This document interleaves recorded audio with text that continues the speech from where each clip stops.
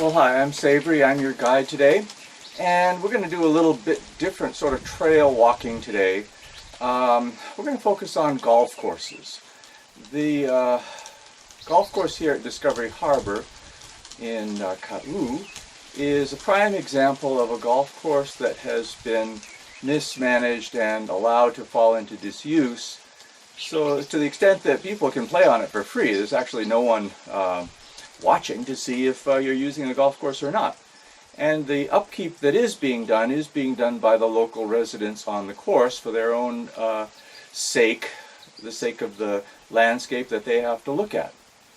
And I'm employed by one of those property owners, and part of my job is to mow the golf course, at least this one fairway, and to maintain some of the green and sand traps in the area.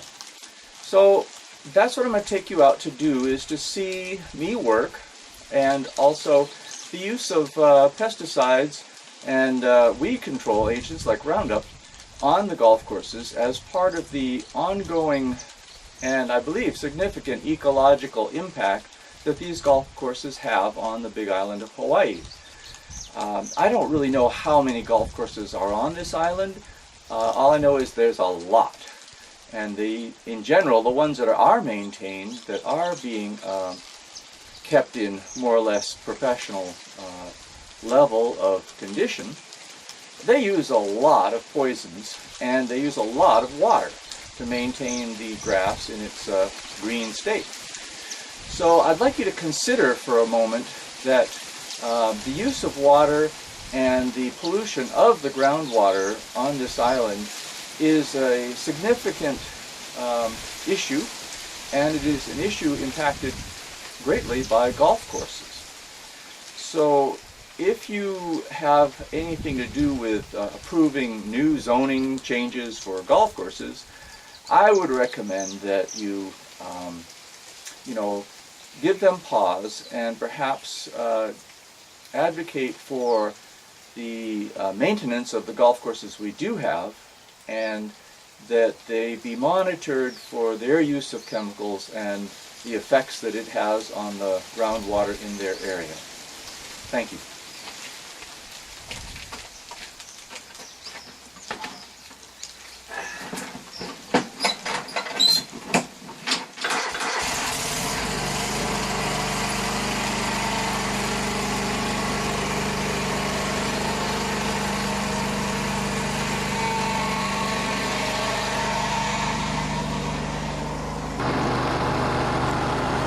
Our destination, that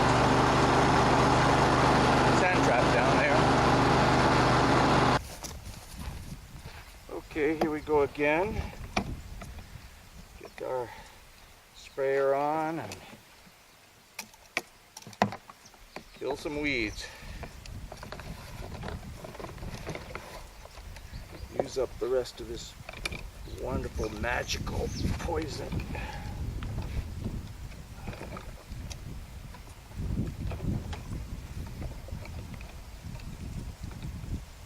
Right, here we go.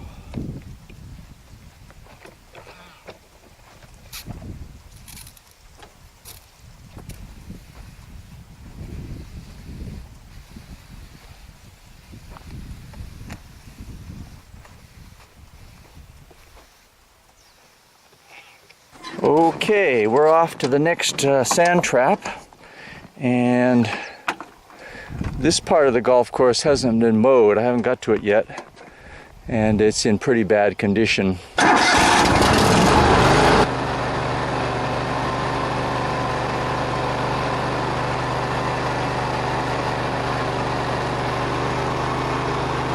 So here we are, and this has a lot of grass in it, and it's not possible for me to hand pull this grass. I pulled all the big weeds out yesterday, but we're going to spray the Roundup now in order to take care of this grass, at least temporarily. This thing off. There we go.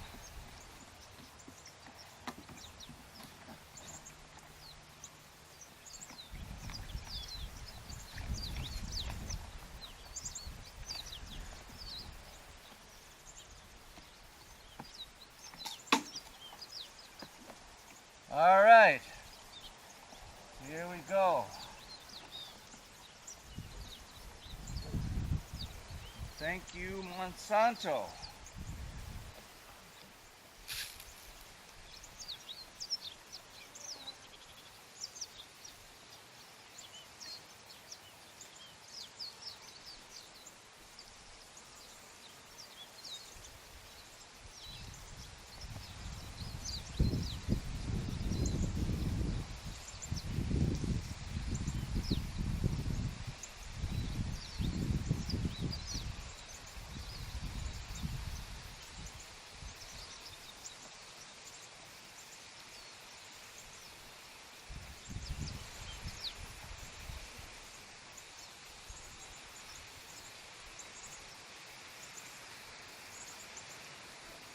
Oh, as an old hippie, spraying poisons and herbicides and pesticides is kind of a no-no.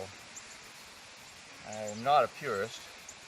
However, I do recognize that all of this sort of thing has its consequences that have to be accepted when you pick up the sprayer.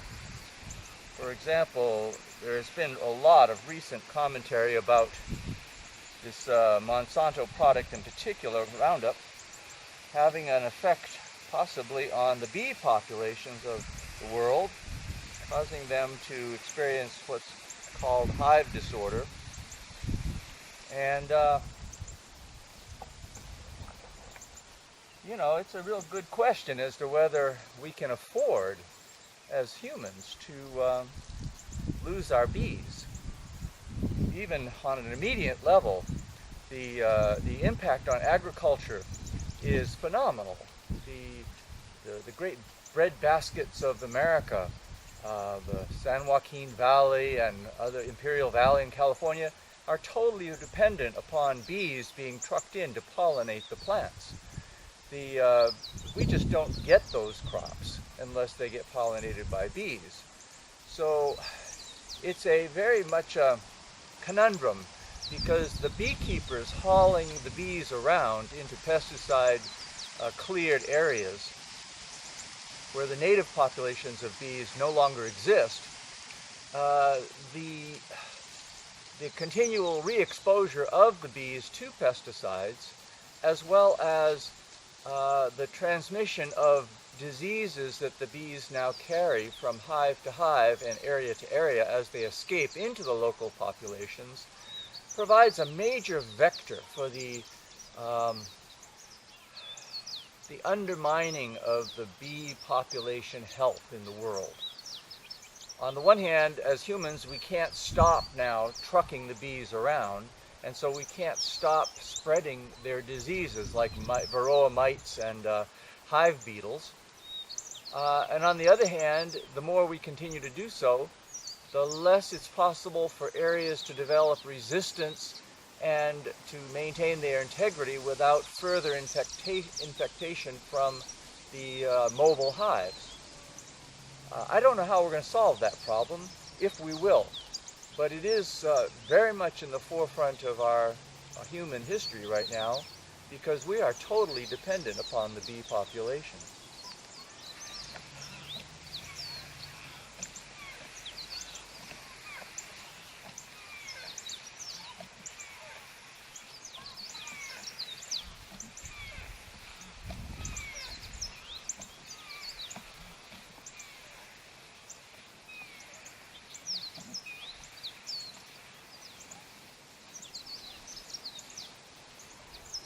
I wanted to comment at this time that many people enjoy golfing and walking along wonderful meadows, grassy plains. It is easy to walk, and for those who can't walk as well, they can use their electric vehicles. I can easily understand how relaxing and enjoyable this sport is.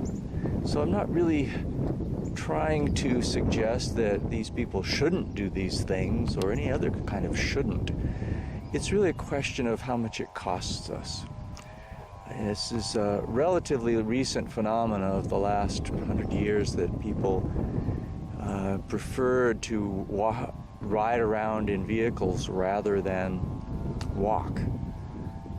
So many of my other tours have featured old walking trails of the Hawaiians in areas like the coastal zones out there.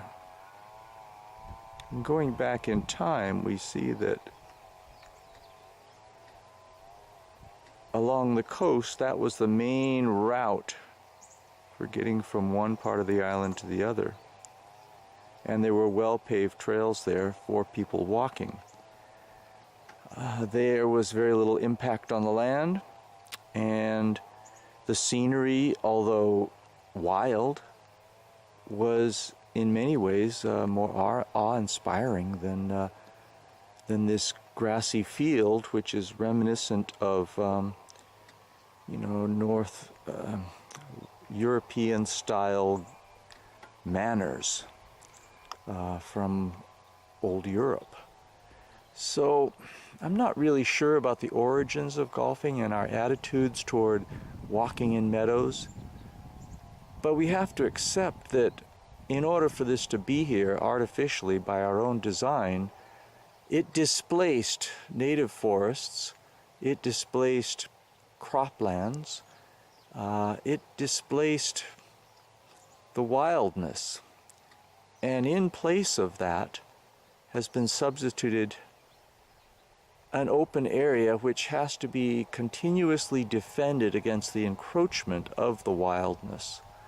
You can see on this course, which is not well attended, plenty of examples of invasive species that have come to root here, just doing their natural business. But it's the job of the maintenance crew for the golf course to eradicate them and to try to keep as pure grass stock as possible. This attitude of defending against nature is definitely one of the core principles in Western European philosophy, perhaps an offshoot of dualism from Christianity, or I don't need to speculate on all that right now, but the basic stance of man against nature is well documented in our culture and is to a large extent in contrast with what is thought to be the original Hawaiian concept of life as the prior inhabitants of this land. So that's the cost at which we supplant the native species and its people in order to have a grassy place to walk. Is it worth it? That's the real question.